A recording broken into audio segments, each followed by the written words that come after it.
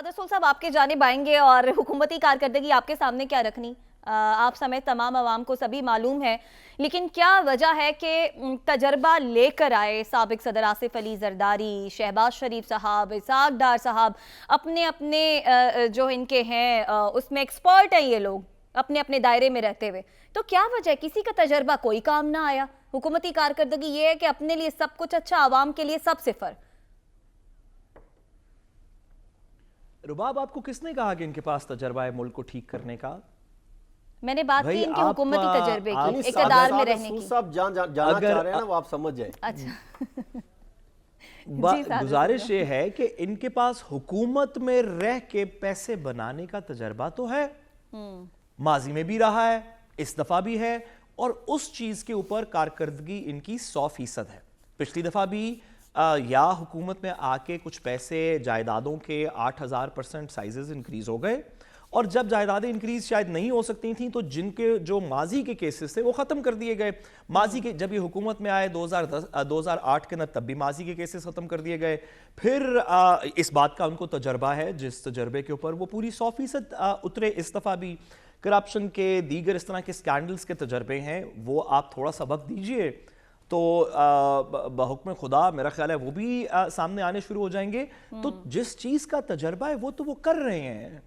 आप कह रही हैं कि इनके पास तजर्बा है, अगर आपका ये कहना है कि इनके पास तजर्बा है मुल्क ठीक करने का या इकोनॉमी को बेहतर करने का, तो मैं आपसे पूछना चाहता हूं कि वो कौन सा दौर है, वो कौन से दौर की करते हैं?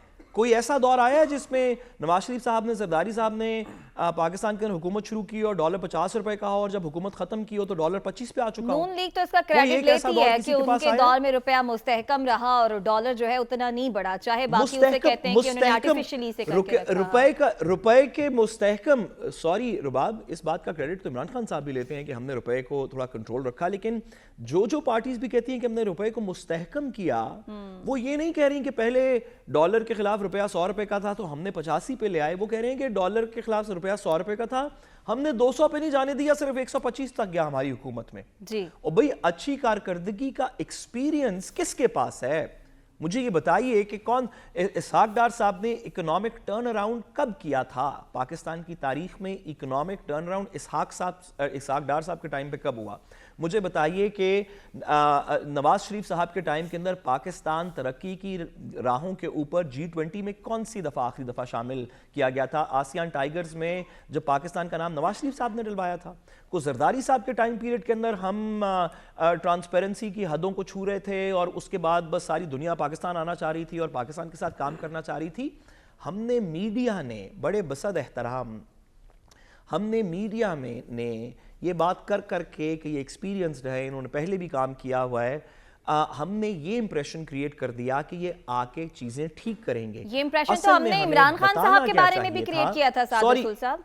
ये इंप्रेशन तो कि वो आएंगे तो सब ठीक हो जाएगा। इमरान खान साहब के हम इमरान खान साहब के एक्सपीरियंस पे उनका इंप्रेशन क्रिएट नहीं कर रहे थे, हम इमरान खान साहब के वादों पे उनका इंप्रेशन क्रिएट कर रहे थे।